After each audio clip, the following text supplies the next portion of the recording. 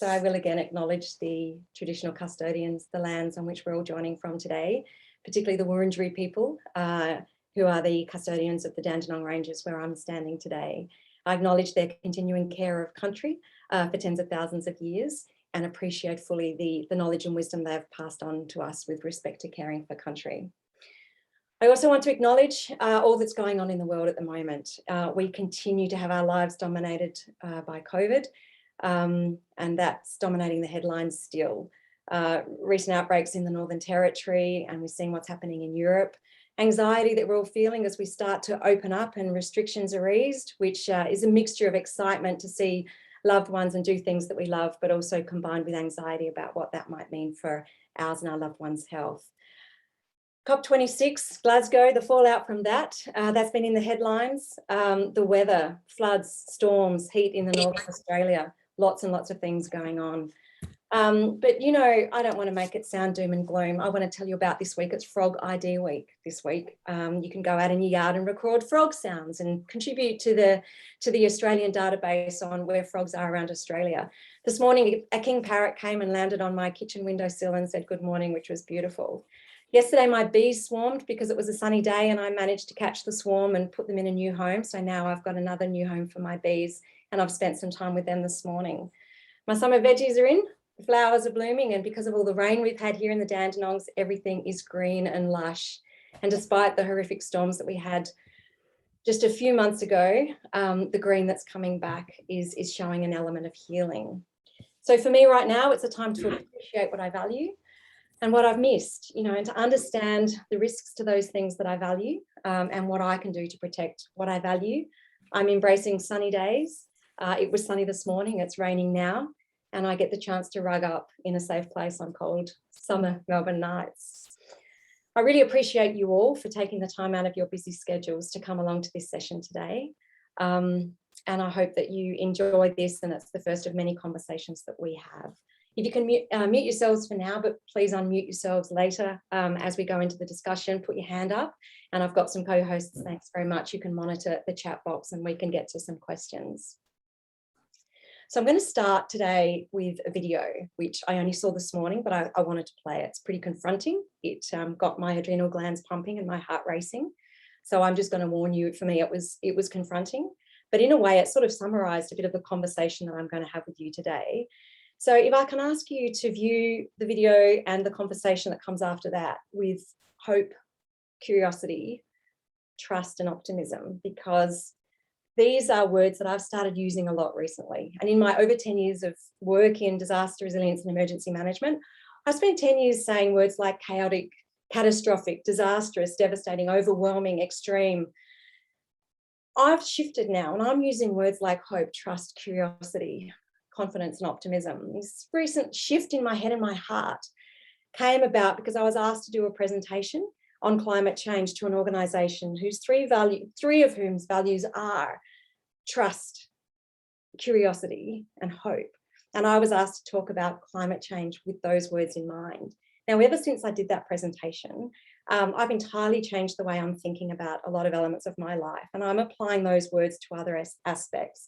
I'm thinking about disaster resilience with those words. I'm thinking about climate change with those words. So be mindful of yourselves as you watch the information. I'm going to share some pretty graphic and confronting information and imagery today. So look after yourselves. I'm warning you about that. But if you can think of it with a lens of hope, trust and optimism and curiosity, then that might be good for us as we have the conversation afterwards. So let me, I want to start, I'm going to have a crack at this. I don't know if it's going to work, but I'm going to try and do a poll to start us off. Let me see if this works. Right. Now, can you see on your screen this poll? So if you've used Mentimeter before, you just go to your device if you've got one on hand and type in those words there. The link there to menti.com and use that code. And then if you can answer that question, typing in 3 words. So when you think about climate change, what 3 words describe how you feel? And is that working for everybody?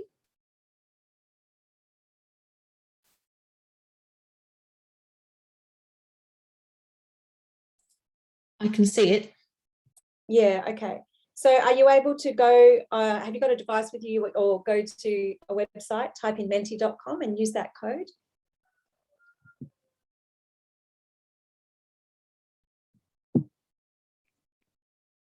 Yes, I'm having success, Amanda. Okay, so some words are coming up now on the screen. Hopefully you can see those.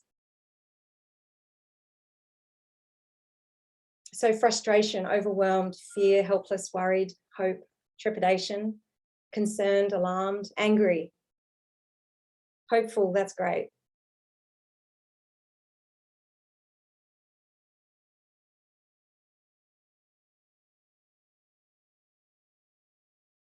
Possible.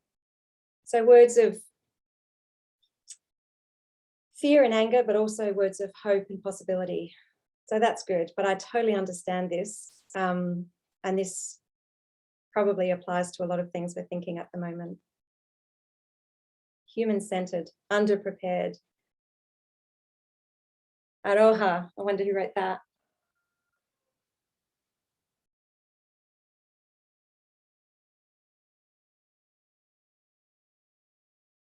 Maybe at the end when we have a chat, Asaya, you can share with us what some of those words mean, because I'm assuming they're coming from you. I'm not even going to try and pronounce them.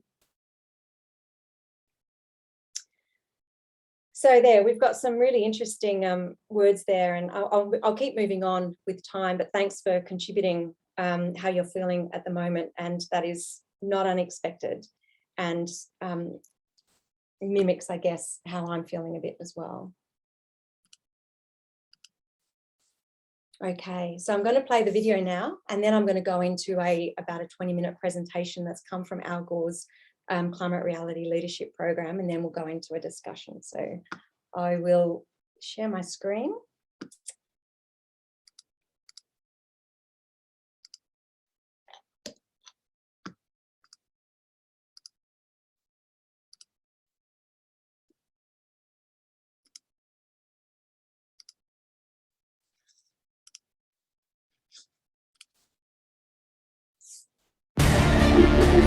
The greatest tragedy was that we saw it coming.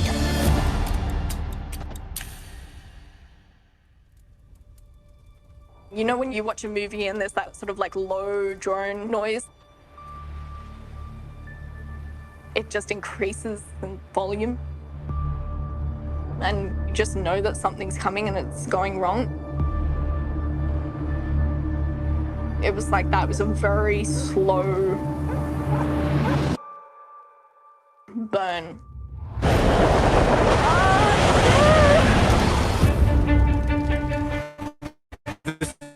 The one that bushfire fighters have had nightmares about for years. 5 million square kilometres. That's the size of Europe. Climate scientists are saying the bushfires in Australia are a warning of what may be to come around the world. We're getting weather now that no human being has ever seen. We knew that we would start feeling the impacts before anyone else. But the greatest tragedy of this black summer was that we saw it coming. The story doesn't make any sense unless you understand what Australia's actually like. Coal industry, carbon emissions. We're now the world's largest exporter of coal. There has been a concerted effort to undermine the science of climate change. We know what causes bushfire. Someone has to light it. They're lies and they're deception. There is no credible energy plan that does not involve gas. Got to get the gas. Our climate has changed forever. That's the way we should tell the story. We could be a renewable energy superpower. We are on the outskirts of the biggest catastrophe. Our government is doing nothing. But what people don't really understand is this is the critical moment for humanity.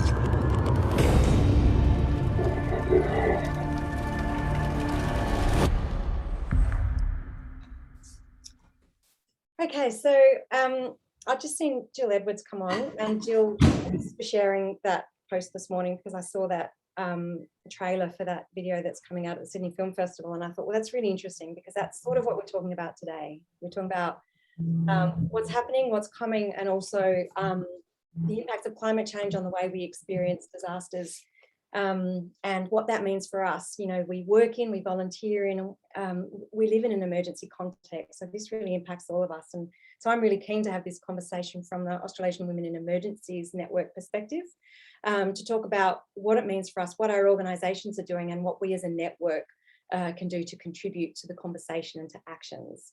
So just a little bit of background, you know, the All Network has always been a supporter of conversations and advocacy around climate change and climate action. We put out some media releases and some position statements with respect to climate change, and we've supported the work of the Emergency Leaders for Climate Action when they've been responding to the Royal Commission into natural hazard disasters in Australia. And we have recognised that these catastrophic bushfire events are putting an unprecedented strain on organisations, communities and women, playing an important role in these disasters: planning, preparation, response, relief and recovery. So we know that the experience that communities that are affected by these previous disasters are telling us that our recovery is going to last a long time. So it's important to the Australasian Women in Emergencies Network. We've had, as part of our conversation series last year, Amanda Mackenzie and Leslie Hughes from the Climate Council come and talk to us about what they're doing at the Climate Council, and we continue to walk alongside those organisations and support them in any way we can. Why it's also important to us is because we work in the emergency and disaster sector, or we volunteer in the space. We live in the world, which means we're going to be impacted. But for us as women in particular, we know that the impacts of climate change and emergencies and disasters are particularly impactful for women and girls. We experience disasters differently. We're exposed to different things, and the way that we prepare and respond is different. And often it's not equal, and there's a lack of equity and equality in the way that women are experiencing these disasters and the impacts of climate change. So we want to talk about it, and we want to do something about it here at the All Network. So I'm going to now just spend about 15 minutes giving you an overview of a presentation that I recently received as part of the Climate Reality Leaders program. And that's, you may recall, Al Gore was a very strong, has been a very strong advocate for climate change and climate action for a long time. And some of you may have seen his first movie or documentary, I guess, An Inconvenient Truth, that came out some time ago. There's the sequel to that, and as part of the work around taking action against climate change, there are over 40,000 people now trained as a climate reality leader to get the truth, to understand what's going on, to listen and understand the science, and then have these sorts of conversations and share the information with others.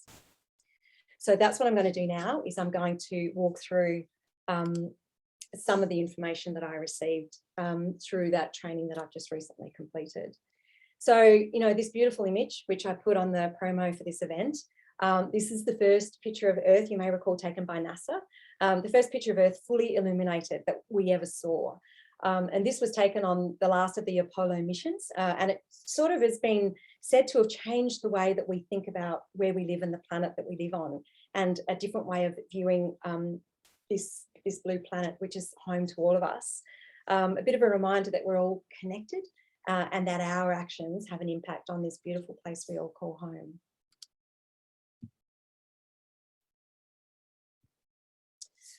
So let's talk about this thin blue line. The problem that we're facing with climate change is that the atmosphere is surrounded by, it's not a vast limitless expanse surrounding the planet. There's this thin line of atmosphere, this shell that surrounds the planet, and that is where greenhouse gases get trapped.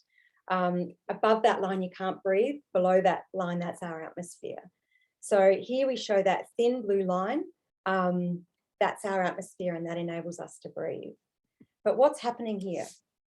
We are spewing 110 million tonnes of man-made heat-trapping global warming pollution into the sky every single day, treating that beautiful thin blue line of the atmosphere that we breathe as an open sewer. So here's the basic science. of global warming, and this has been understood by scientists since the 1800s. Energy from the sun comes to the earth in the form of light. Energy is absorbed by the earth as it warms it. Some of that energy is re-radiated from the earth in the form of heat. Some of that outgoing heat is trapped by the atmosphere, which is good because that keeps our planet at a stable temperature. But there has been a thickening of the atmosphere by filling it up with heat trapping pollution. So more heat energy is trapped and it's warming our planet at an unprecedented rate. That's the science. So where does the man-made global warming pollution come from? It comes from lots of different sources. Agriculture is one of them, forest management, land use, thawing of the permafrost, mining, transportation. These are all sources, yes, but the main source is by far burning of fossil fuels. We still depend on coal, oil and gas for 80% of all the energy the world economy needs. You can see from this graph that after World War II, it started rising dramatically. The carbon dioxide emissions began to really get outside of all historic boundaries. You can already see that air temperatures of the earth have been going up dramatically. In fact, 18 of the 19 hottest years measured with instruments have been since 2001. The 5 hottest of all have been the last 5 years, so the patterns are really super clear. And last year, we set more records with high temperatures from Australia, India, Japan and Europe impacting the health and wellbeing of all of us. The average global temperature has risen by about 1.1 degrees centigrade since the pre-industrial era. So the chance of this happening by an accident or a statistical fluke is less than 1 in a million. So this is global warming. This is man-made global warming, and it's happening all across Australia and the world.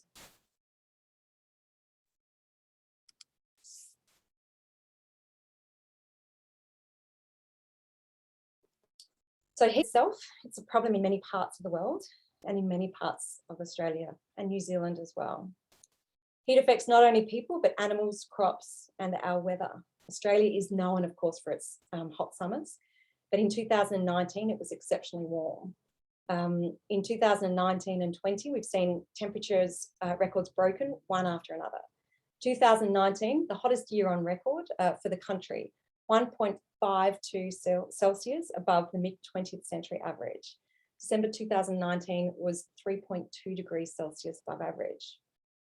It was 49.4 degrees in Melbourne in January 2019, the hottest January on record in Australia, averaging 2.9 degrees hotter across the nation.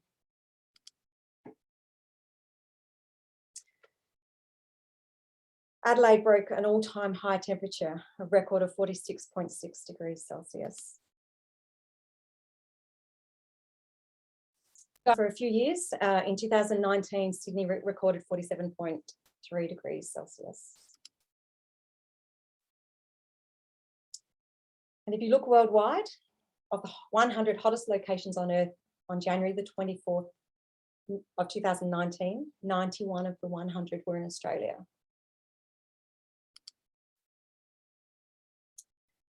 The average global temperature has risen by 1.1 degrees since pre-industrial era. Just repeating that statistic, 1.1 degrees since records began pre-industrial 1910.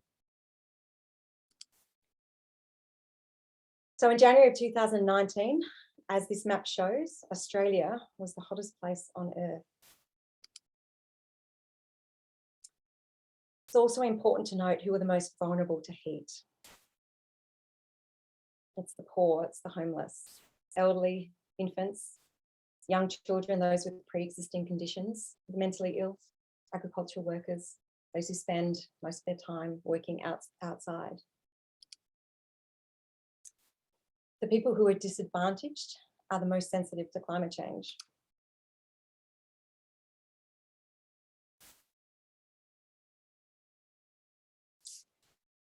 So if you look at these more precise measurements that is now possible with the instruments that we're able to use now, heat is also going deep into the oceans, 2,000 metres deep and more.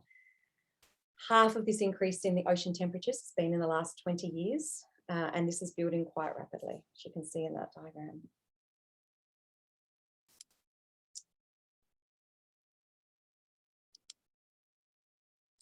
So another side effect of open temperature increases is cyclones are going to get more powerful.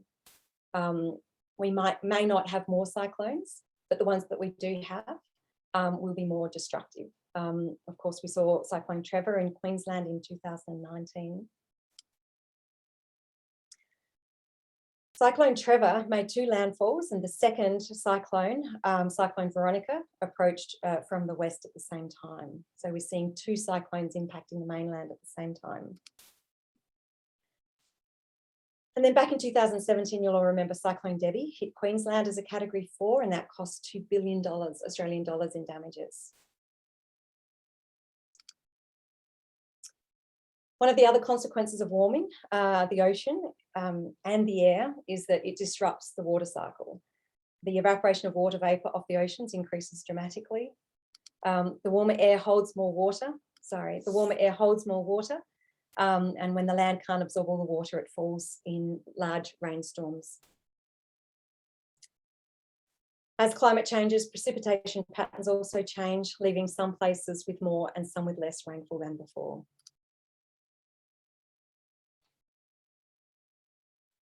So we get these tremendous downpours. Scientists are calling them rain bombs. Much more of the rainfall and snowfall in winter comes in these one-time storm events. They cause more floods, and we can see some examples of that in Australia. Extreme precipitation events lead to record flooding, which has been occurring all over the world. In Queensland, we've seen and felt the consequences in 2019 in Townsville, for example. You remember those monsoonal floods.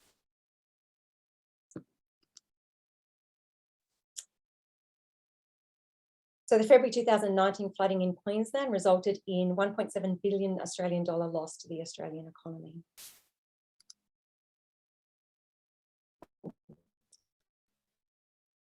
There was a lot of damage in Queensland. A year's worth of rain fell in 1 week.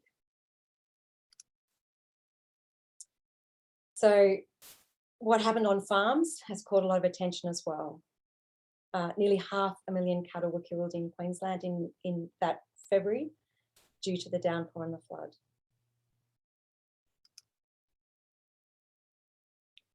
This has been going on for a while. Interesting, I've put this image up of Forbes in 2016, and if you've been watching the news, you'll see Forbes is again under threat of flooding, currently being flooded. So it's been going on for some time and it's still happening. So what the scientists here in Australia and around the world are telling us is that overall, Australia is due to get less rain, but a much larger percentage of it is going to come in these one-time big events, rain bombs and huge downpours. A 2-degree Celsius increase would mean a 30% increase in extreme rainfall events in Australia. So you'll hear people say that you can't attribute, any or every big storm to global warming. You just have to say the odds have increased. But here's what the scientists are saying now. No, every storm is different. All storms are different because of the huge amount of energy added to the system and the huge amount of water vapour.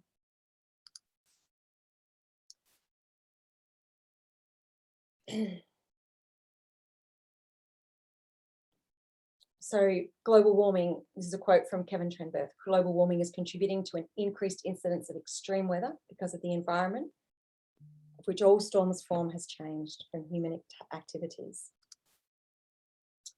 Reinsurance companies are obviously alarmed by this. Insurance companies do year-to-year contracts, but they've been following these events as well and having a look at what the potential costs and risks are to them. There are financial implications here. Losses over the last 2 years worldwide due to extreme weather, $650 billion. So the same extra heat that disrupts the water cycle by evaporating all that water vapour off the oceans and causing the rain bombs, the floods and the mudslides, also pulls the moisture out of the soil and makes droughts take hold more quickly and last longer. So the water stress by country, and you'll see there immediately that Australia is one of the highest stressed countries in the world with respect to water.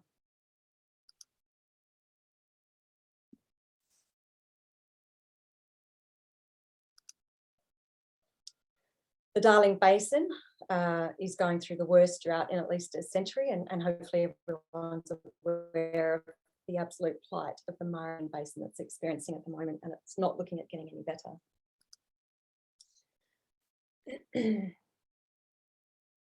The Medindi Lakes in New South Wales, it's not looking good.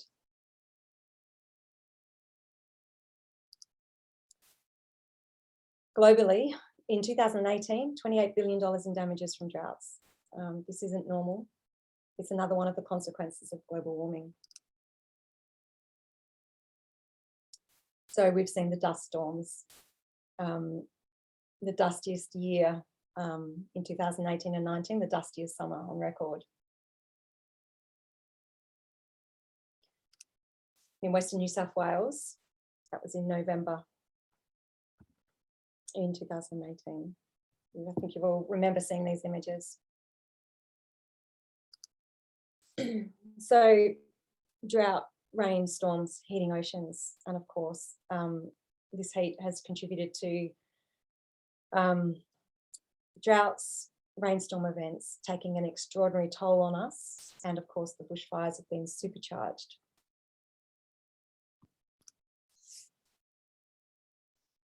So where you have drought, you have high temperatures, vegetation dries out along with the land, and we have more fires. We have more lightning strikes in a warmer world as well.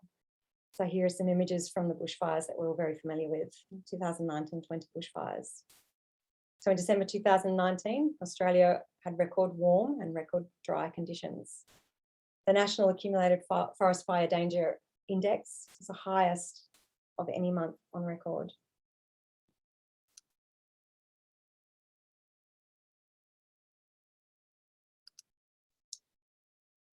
So we know Australia experiences fires, and it always, but these fires were like nothing we've seen before. They were more intense and more destructive than they've been in the past. And firefighters have certainly been on the front line of sounding the alarm with what they've seen and experienced.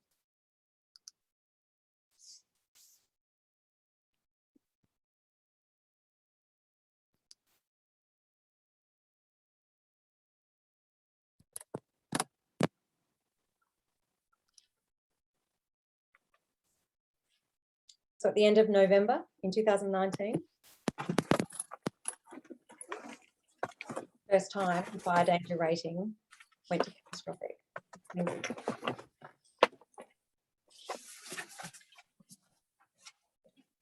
Sorry, I said 2019, I meant 2010.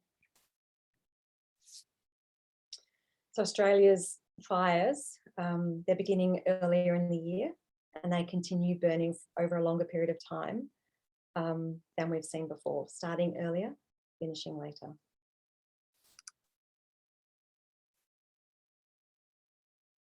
This has an impact on us, those of us that work and volunteer in emergency services, the hours and hours that we spend fighting fires, working with communities in preparation and working with communities in recovery. So it's taking a lot more out of us as people that work in the sector and volunteer in the sector, longer shifts, longer periods of the year when we need to be on call and ready to mobilise as part of strike teams.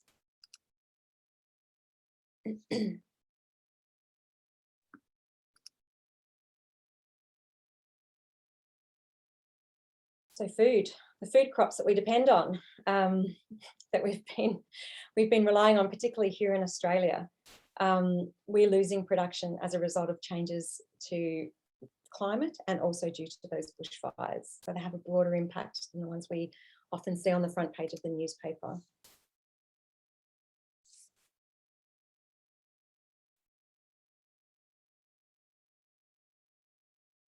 Smoke and the impacts of smoke on our health. Air pollution causes acute and chronic health problems. So if we can stop global warming, we're going to have a significant impact on our health and well-being at the same time. If we clean up the planet, clean up the air, we're going to feel better.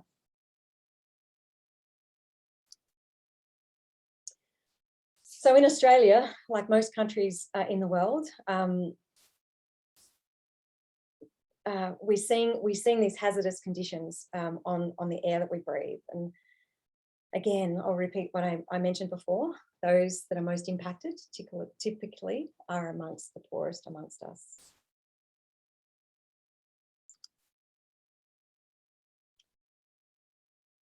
So there's a substantial and growing body of scientific evidence highlighting the public health risks associated with climate change and representing a health emergency on top of the environmental and other emergencies.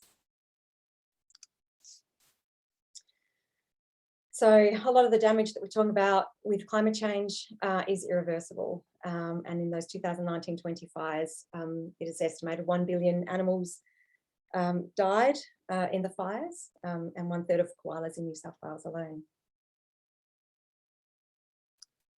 So those fires eventually were extinguished by heavy rains and floods, which of course then went on to see several communities, coastal communities, evacuated in Queensland and New South Wales. So you can see the extremes from bushfire and drought then through to flood. So looking forward, acknowledging the incredible work and some of the great commentary coming out of the Royal Commission, acknowledging Aboriginal people, you know, as I did at the start, acknowledging their care for country and working with the land, and now looking at some of the preventative measures that we're using in prescribed and traditional burning practices, which is really being recognised now as an effective tool to prevent some of these large uncontrolled fires. So I'm really keen to see where that goes. So with a warmer planet, sea level rise, we're seeing sea level rises. Land-based ice raises sea levels, and here we are in Norway with glaciers melting. We've already seen in Australia a 20 centimetre increase in sea level on average, and that rate is increasing. There are some areas, for example, this neighbourhood in Sydney, where we're already seeing damage. And here you can see in Melbourne the potential impacts of all of the infrastructure along the shoreline and the potential risks with sea level rise. Of course, Pacific Island nations, Kiribati, it's the first nation that is actually moving its people and has purchased land somewhere else to house its people once they become climate refugees. Torres Strait Island people, they're on the front line of impacts of sea level rise as a result of climate change. What else are we talking about? Climate change in Australia is expected to increase airborne allergens up to 200% and have a longer allergy season for us.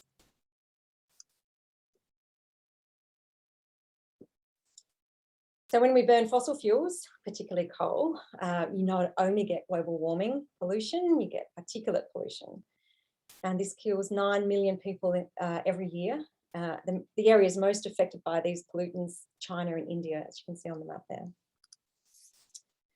So here's an image from Sydney.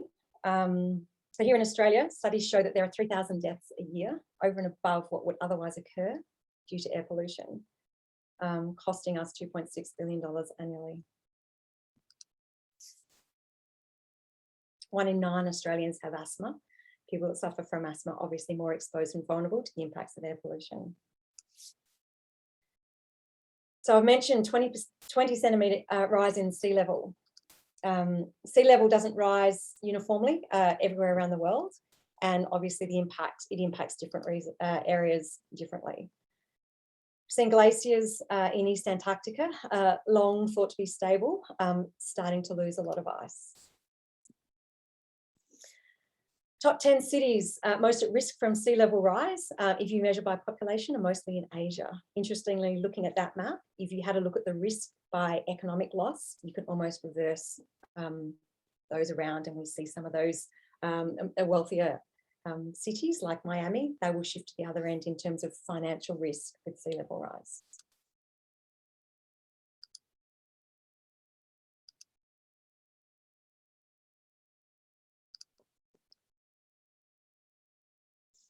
So the US Department of Defense, one of the reasons why they're so interested and concerned about climate change, and other countries here in Australia as well, is the security issue associated with the climate crisis. Food shortages, water shortages, pandemics, spreading of disease, going to bring about climate refugees. And we're starting to see that already. So this is not just an issue for us that work in emergency services, vulnerable people around us, Australian Defence, US Department of Defence, also very concerned about the impacts and what that's going to lead to with our geopolitics and our global security.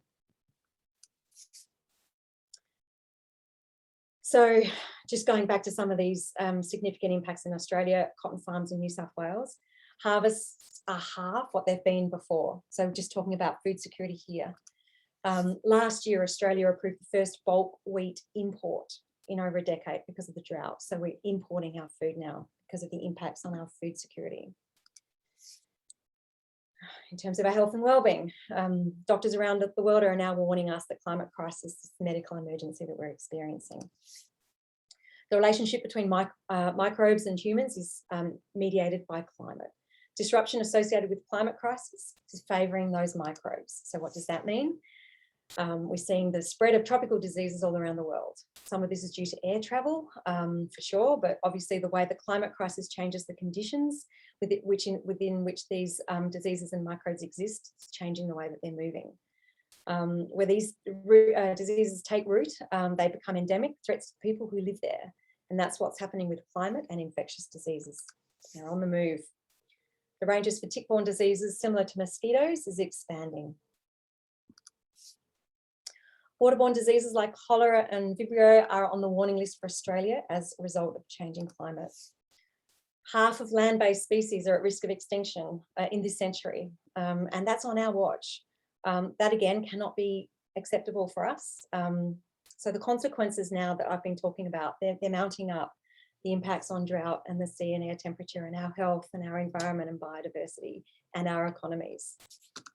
Sea turtles in the northern stretch of the Great Barrier Reef, their sex is determined by temperature. 99% turn out to be female in a recent survey. Hopefully they'll adapt, that's what the hope is, but we need to adapt as well. We need to stop, again, heating the planet, heating the air, heating the water temperature to stabilise our biodiversity. Another one there for you, the duck-billed platypus, recently being listed as moving towards extinction risk as a result of rising temperatures and drought conditions. And I've mentioned the koalas already, highly sensitive to heat and suffer when the leaf moisture drops as carbon dioxide levels increase.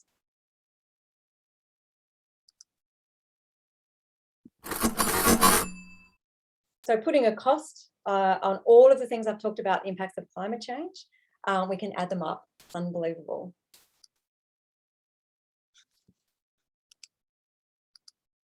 Sorry, I skipped ahead and unfortunately this slide is not going to work. So let me talk about the costs. Political instability, floods and mudslides, wildfires, droughts, storm damage, ocean temperature, acidification, temperature oscillations, infrastructure loss, climate refugees, species extinction, melting glaciers, famine, water scarcity, food security, ecosystem loss, infectious diseases, sea level rises, our way of life. So the number one threat to our global economy, the cost of carbon, all of those things is significant. There's so much that we need to think about. It's not just the air we breathe and the bushfires we see. The complexity of this problem and the systemic nature in which we live is meaning that this is impacting so many areas and all of us. So hopefully just putting that information with you is really creating the picture and necessitates the need for these conversations and the need to change. So hopefully, must we change? Yes. The question now before us is, can we change? So can we change? So this is the hope, this is the trust, this is the curiosity that we have the solutions at hand. And this is one of the things that came out of the IPCC report and that we're talking about now. We have the solutions at hand to make these changes. And just some of the things to talk about.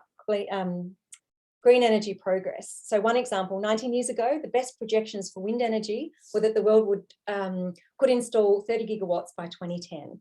Actually, we beat the projections 20 times over.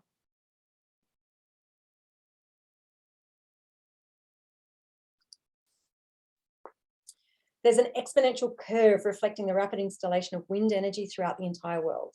In most parts of the world, it is now the cheapest form of electricity. So this is an exciting change. Again, solutions are at hand. This line depicts Australia's wind energy capacity from 2000 to 2018, measured in megawatts. It's going up, significant increase. Globally, wind energy could supply 40 times more electricity than the entire world currently uses.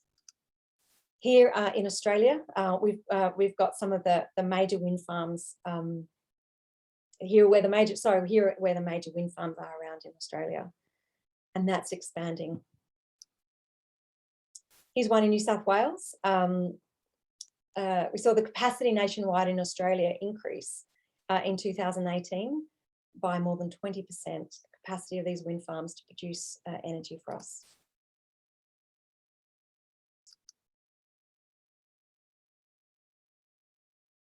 Electricity from wind and solar are now cheaper than electricity from new coal plants or new natural gas plants. The simple fact is, the cost is now lower for wind and solar. In 2019, in Newcastle,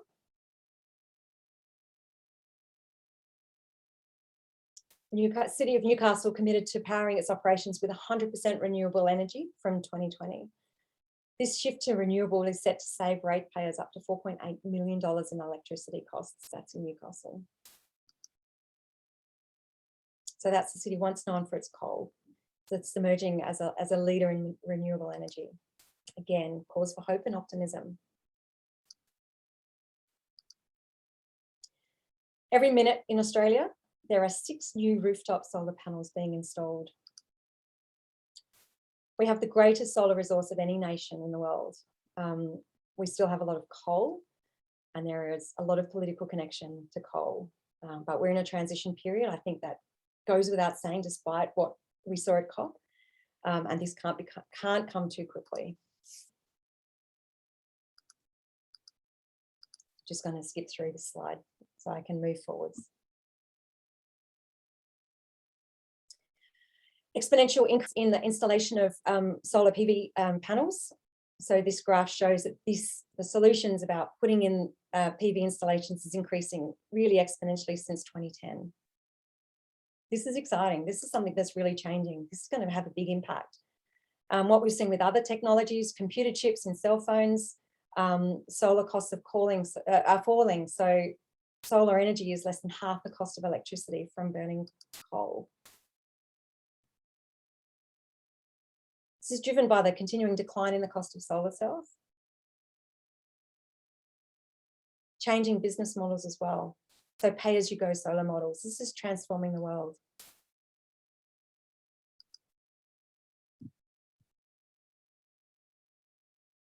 Now in Australia, 1 in 5 houses has rooftop solar.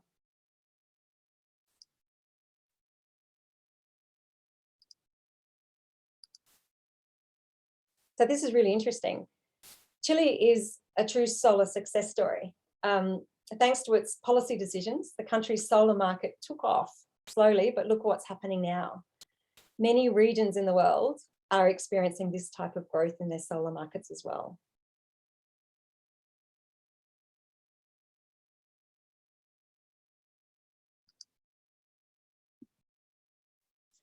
So every hour, the Earth gets as much energy as it needs from the sun as it needs to run the entire global economy for a year. If we can increase the fraction of that, we can harvest and use, we can make a lot of progress towards solving the climate crisis and helping local economies at the same time.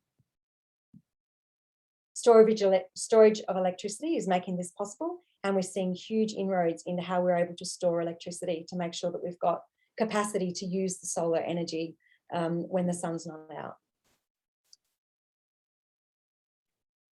You can see it's a $1 trillion industry, brand new.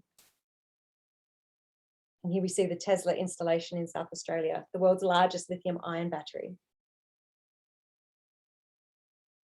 And not, just to note as well, the job creating opportunities with these sorts of developments.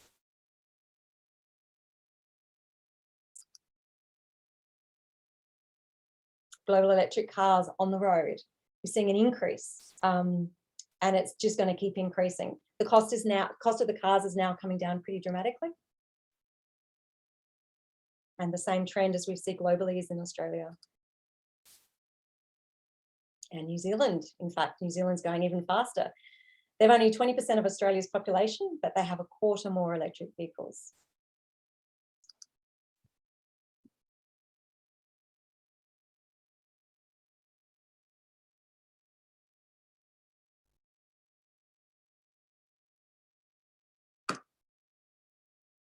So, do we have the solutions? I say yes. This is why I have cause for hope, optimism, trust, curiosity.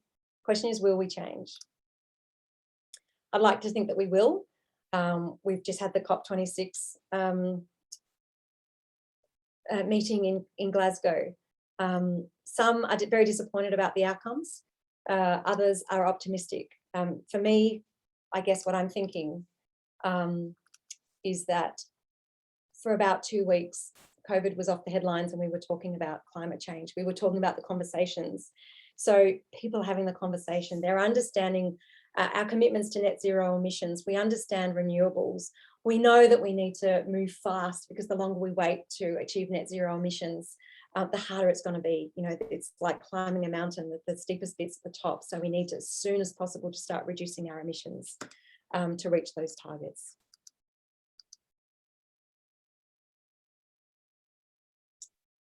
Don't always need to wait for Canberra. We can see here that the states are doing some of this stuff already. Here are some examples of what the states and cities are doing.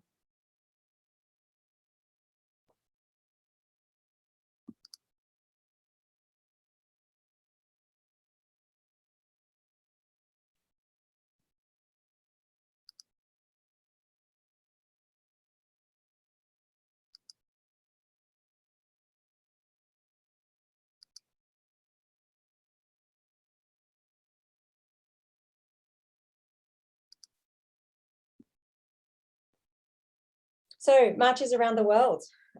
People are demanding change. We're seeing this in Australia and in cities around the world. And this is where it really happens. This is the sort of stuff that we need to be thinking about. We're seeing kids, school strike for climate. We're seeing kids in the street. And this is great to see. And I think obviously those that are going to be impacted most, children, really are having a stronger and stronger voice. And I really love seeing this. So 100,000 students at this march in Australia. So if they lead the conversation, I'm happy with that. I hope they'll let us join them.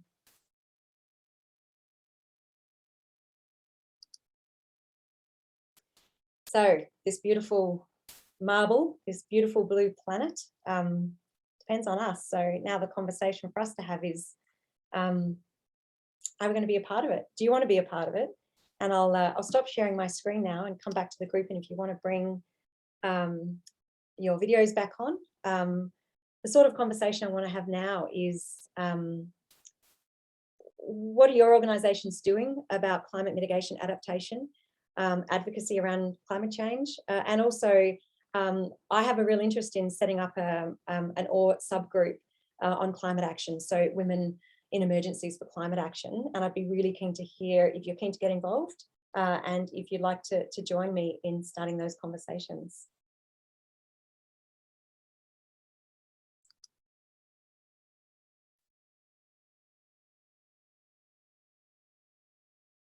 Is anyone still with me?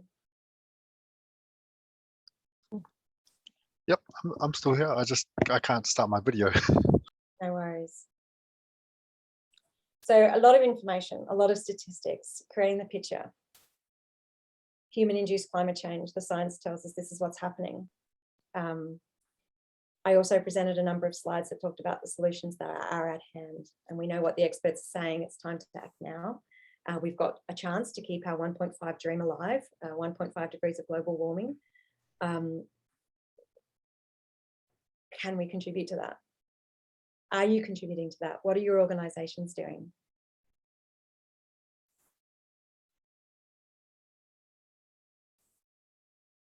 Amanda, thanks for taking us through that presentation. That was really cool, and to see all the pieces of the puzzle sort of come together like that, and you did a beautiful job of presenting it.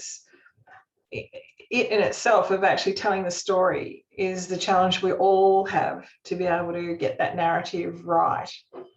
I'm sort of pondering. I'm not an organisation per se. I'm an individual that's been trying to do my best from all sorts of angles to influence change for many decades now. And I think one of the points, maybe just as a thought bubble out of this, and picking up on what you said early on about hope and trust and moving forward. And I feel particularly angry. Angry was one of the words I put up.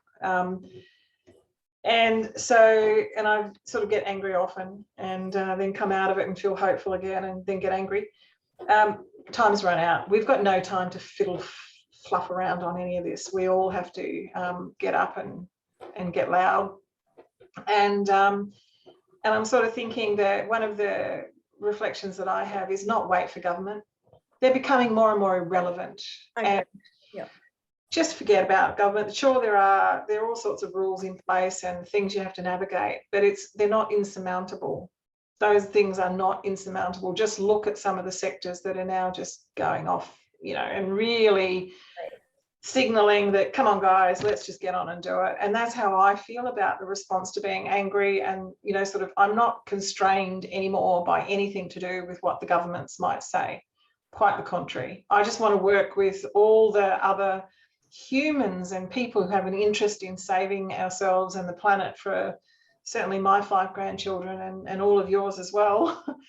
And there is so much that we can do together. So your call for what is it that we can do together? If the main mission of the OAR network was to get up and get loud and get moving on this, I'm all in. Thank you, Jill. When did we start waiting for Canberra? I mean, I never have, but so many people do. We never really have. I'm not saying that to you, Jill, but I have the same comment. Like, we never really did wait for Canberra, and all of a sudden we thought we were, but actually we're not. So let's not. And sorry, Isaiah, to be inclusive of New Zealand.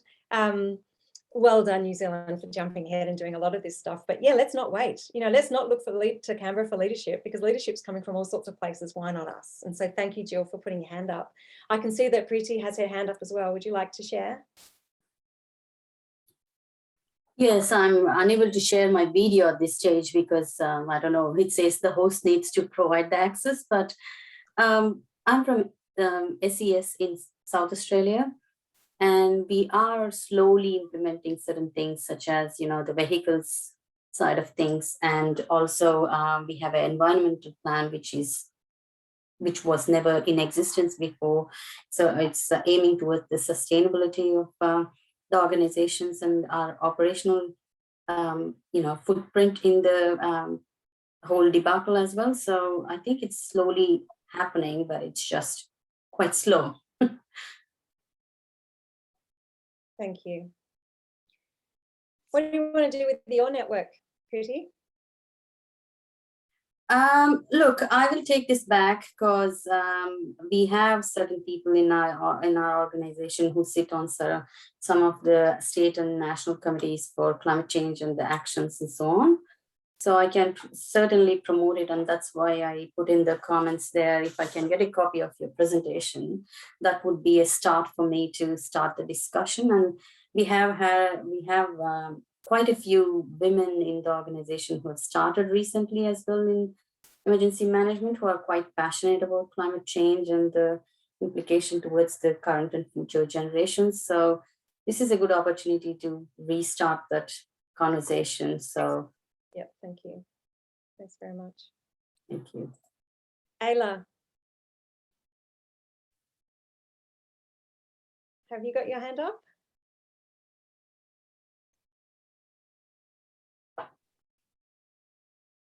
Ayla, did you? Yes, no, we can't hear you, but we can see your hand up.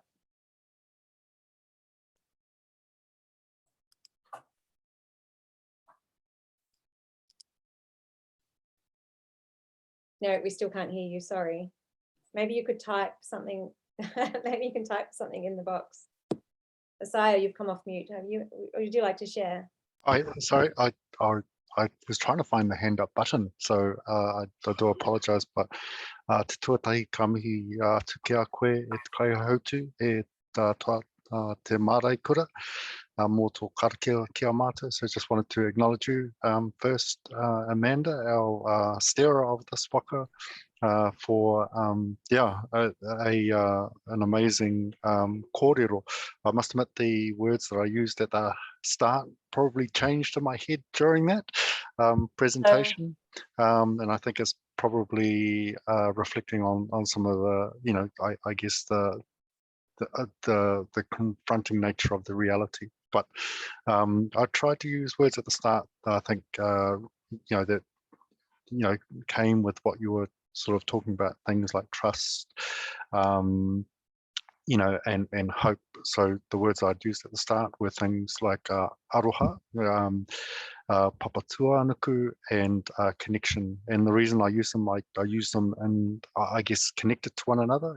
For me, thinking about it from a Māori perspective, we form connections to our whenua, our land, who we know as papatuanuku, and aspects of the environment that have sustained our whānau, our families or our generations, or our people for generations. So for me, that's where the word aroha, which is to love, comes from. And I think, from the Māori perspective, the aspects of the land or the environment help you identify as to who you are as a person and where you come from. So for me, to see those things, I guess, deteriorate over time means that we're not sustaining the generations to come. And for me, I think that's where those words started to change, from things like aroha to words like pori, which is more about a feeling of sadness. So again, thank you for a really I guess biting presentation, but all in the right way. I just want to mihi to all of our marae kura. So marae kura, that word comes from the word that relates to our female deities in Māori, and which the mana descends down to you also. Tēnā koutou katoa. Thank you, Asai. And I noticed the beautiful image in your background, and I've spoken to you about that before, so it's lovely to see that as your background. Yeah. Thank you. I saw some other hands up. Carla, did you want to say something?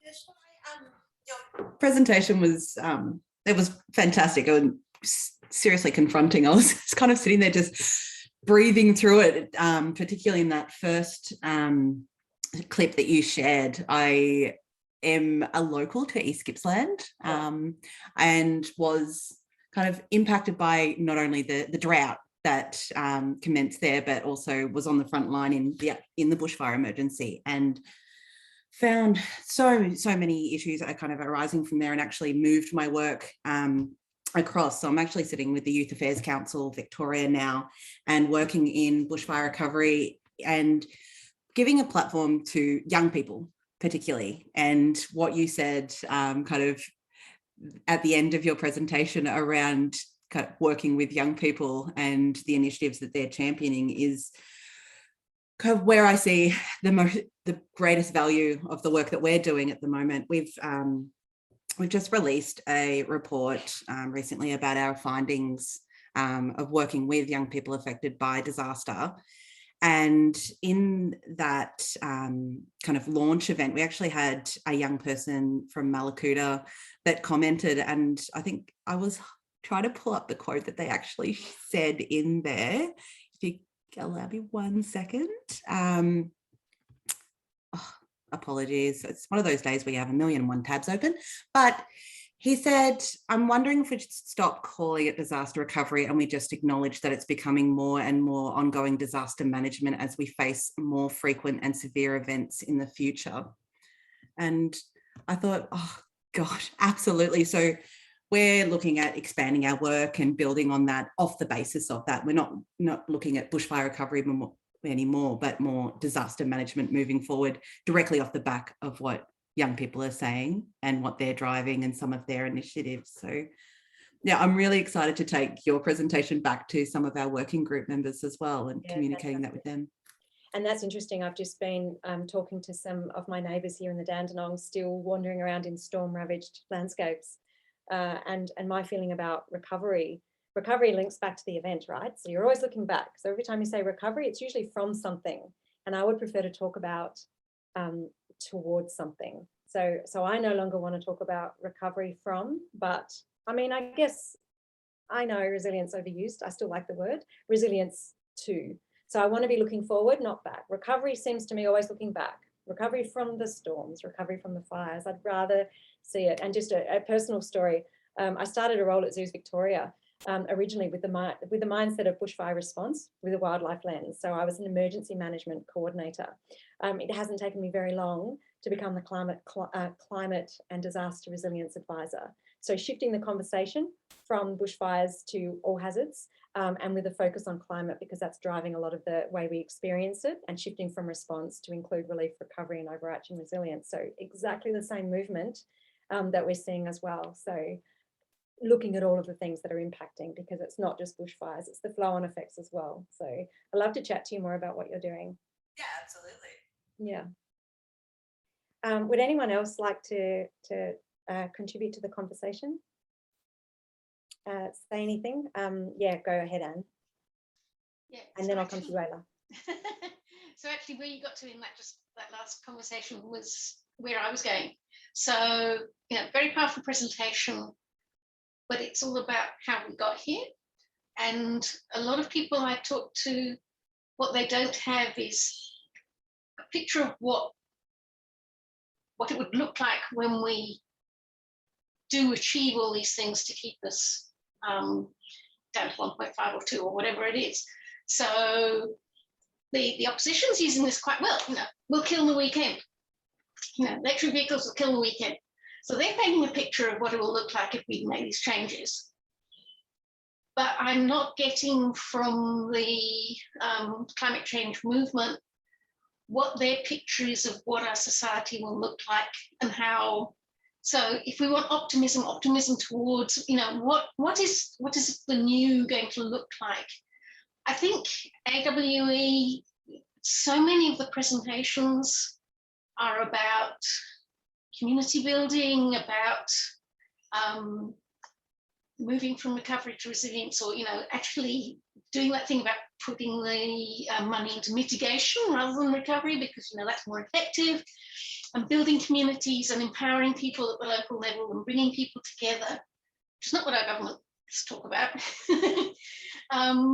So I think actually that whole bit, that a lot of the women in emergencies are actually talking about that sort of movement. If we're talking about, if we're cutting consumption, if we're cutting emissions and whatever, but then maybe we're then putting the effort into community building, into local things, into getting a better life in our communities. Give them a vision of what it might look like in this new way of living, which I think a lot of people don't have that. So they don't know if we're saying we have to change. So what will it look like after we change? We need to start building that. Yeah, that's really interesting, Anne. And I think that, yeah, there's the synergy between what I was saying is change from is the conversation, but we really need to think about change to. So to shift to think, to say, what are we changing to as opposed to what are we changing from? And I remember a conversation about evacuations in disasters. Sometimes people see it as an evacuation from, and others see it as an evacuation to. And the subtleties are key to how people react. So I think there is something there. I like that. Ayla. Hello. Hello. Yes, thank you. Firstly, just apologies for tuning in late. I got snookered by the daylight savings time up here in Queensland. So I thought I was 10 minutes early, but turns out I was wrong. So I've missed the presentation, which was unfortunate, but I actually was fortunate to participate in the climate reality leadership training when he was in Australia in 2019, I think, when he came to Queensland. So yeah, I've had the opportunity to review the materials and yeah, I guess be across that content.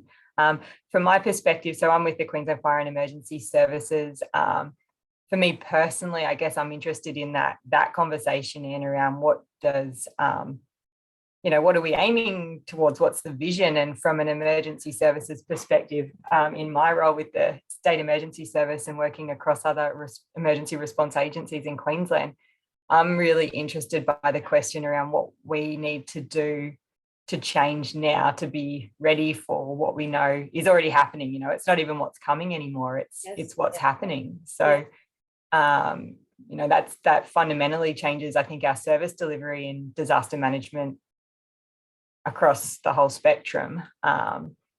So what does that model look like? And I've been thinking about it a lot, and I probably still get stuck in my box of thinking, and would love to hear, I guess, what other agencies are doing in other jurisdictions, and doing that, coming together and building the ideas for what a sustainable and effective disaster management sector will look like now and into the future.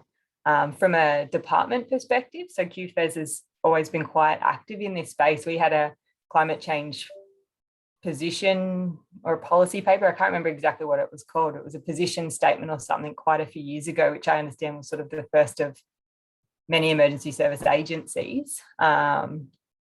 And we have a climate change working group, which I'm a part of, which we're actually in the process of redeveloping our action plan, just to update it and refine it. So that's been a really interesting process, but it's been quite insular. I found it's been very much just looking at the department or at Queensland. So I'm, very, very interested in how this group and your idea, Amanda, of a intersectional women and climate change subgroup or something like that, I'm really supportive of and happy to get involved in or understand a bit better, obviously on the back of today's meeting. Yeah, great. Thank you. And just quickly before, if anyone else wants to talk about their organisations, I hope you're familiar, and I'm sure you are, with the AIDA Knowledge Hub, the Australian Disaster Resilience Knowledge Hub that's managed by AIDA. There's some really interesting resources and useful resources there around climate change, and also some work that I was involved in when I was there through AFAC was the climate change working group, the AFAC climate change working group, so the National Council for Emergency Services. And we had a project there which actually developed a position on climate change for emergency services that has been signed by all the major agencies. And since then, we got some tactical research funding through the Bushfire and Natural Hazards CRC to fund a program, which is, if you go to the BNH CRC website, I know they're transitioning to their new name, there are some resources that they developed, which is sort of like a health check for your organisation from a climate change perspective. So actually, is your organisation prepared? Has it considered all the things it needs to consider? I'm about to run through that toolkit for the organisation that I'm working with, because that's one of the things I'm doing. What are the impacts of climate change on our work, both from specifically our work in threatened species for Zoos Victoria from a wildlife conservation perspective? So there's obviously the environmental and biodiversity destruction, but does it mean that it's going to be too hot for people to come to zoos? And so we have to change the way. Will the animals actually no longer be safe and healthy and well because it's too hot for them in their enclosures in zoo context? So very different lens from emergency services, but to think broadly, when you do your 2030 plan, climate change really should be on the front page, the middle page and the back page, because it could change up all of our strategies in 2 years. And meanwhile, our plan to 2030 with the investments are thrown out the window. And this is my concern and my shouting to my senior leadership team. Don't plan too far ahead without consideration of everything being tipped upside down. I'm trying to be hopeful and curious about that conversation, and I think I am. So I want to end this conversation on an up note, but there are a lot of resources, and people say nothing's being done. That's not true. A lot is being done. Canberra's not doing anything. They are. Canberra is doing something, not enough. Oh well, moving on, what Jill said, we can do something. So to make sure organisations are thinking about it, and when you look at the technology, the investment, the smart people doing incredibly smart things to change the way we live and then protect the stuff that we value, that's why I'm hopeful, because of the investment already, billions of dollars of investment in renewable energy and an alternative way of living will push us forward. Business will push us into that space. And I just hope us in emergency services get caught up in that. And we are a strong and powerful voice. And this is what I've always said. you know, we are trusted members of society. We who work in emergency services. And I think that we should leverage off that and use our voice to say, this is what it means for us. This is hurting us. We've got homes and families, but we've also got jobs. And so I'd really like to think that we can raise our voice and add to the voice of the emergency leaders for climate action and others. So I'm hopeful. And I think by working together and sharing resources and having conversations, what are you doing and what have you got? That would be helpful for me, both from the OAR network, but from my career as well. It would be really helpful to talk to you. And I know QFES has been leading the way. We sort of go and look at what Queensland's doing and then pick it up at a national level, because usually Queensland's starting that first. So yeah, I'm rambling because I'm excited now. See, I've got myself excited about the opportunities. Emily, what would you like to share? Hi there. This is actually my first attendance at something, so really excited to be here. I'm actually from Agriculture Victoria and I work in emergency preparedness and response. And so I'm coming from two sides. One is like how we prepared for all these things that are happening. Another thing is, I suppose, on a personal level, mitigation, that sort of thing. So that's my background. But yeah, from the work perspective, I'd love any resources that you think would be relevant, like what you've just mentioned. I'm aware of the AIDA website and have been to some of their presentations, but that would be really interested in that. But just thank you for your presentation today as well. Oh, you're welcome. Sorry, it was a bit bumpy at stages. I had some slides that weren't working properly, so I'll get better each time.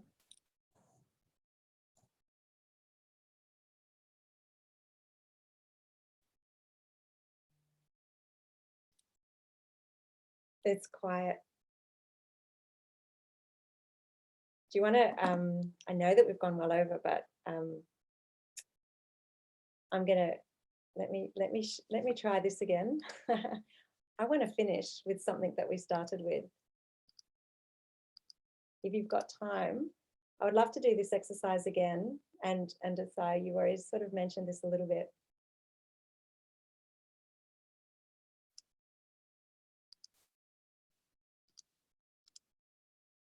Let's have another go at the Mentimeter. Oh, hang on, that's the old one.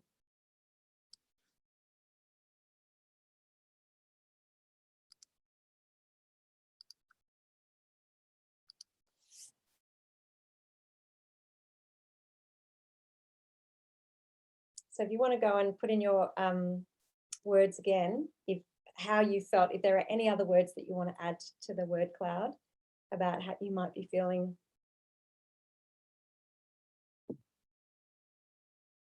And my apologies, that didn't seem to work well. I was hoping that you would be able to use that directly on the screen.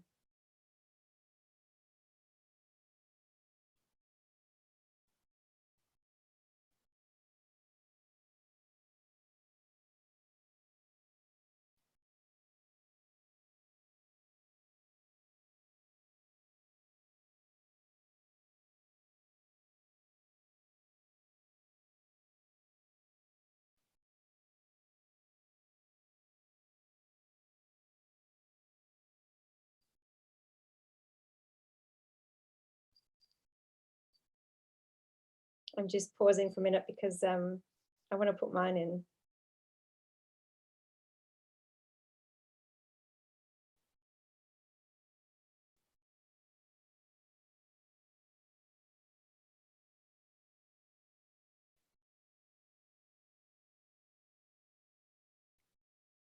There we go, good one. So I may have led you down that path to have different words than the ones we had before, but I'm happy to see words like optimistic, trusting, excited, hopeful, growing, connections, charged, curious. But then we've still got tired, frustrated, and that's important, and angry. It's important to have all of those emotions as well, because that's what drives passion and action as well. So thank you very much for participating in that again. I'm sorry I didn't get a little bit more of a chance to hear what everybody is doing, but I've got you all pegged as people that are interested in the conversation to carry forward. I'll do a follow-up communication out to the network generally, but also to you individually. And what I wouldn't mind doing is setting up a little morning cuppa chat very soon, so we can pick up where we've left off and perhaps have a conversation just around what this looks like. There are a lot of women's groups that work in climate action, so I don't want to replicate their work, but they are friends of ours, and I think adding our voice to theirs would send a strong message. So I'm really keen to take this to the next step with you all, alongside with your hope, curiosity, trust, passion, commitment, dedication, and good looks. So I'll leave it there unless anyone's got any other final comments. Thanks again for your time and indulging me in going over, and for the bumpy presentation. I really look forward to our next time together. Thank you, everybody. Have a great day. Ka kite anō. Bye, Asai. We're due for a drink soon too, by the way. Yes, definitely. You're organising it, so I wait for your invitation. Okay then. I can't wait. So yeah. Awesome. See ya.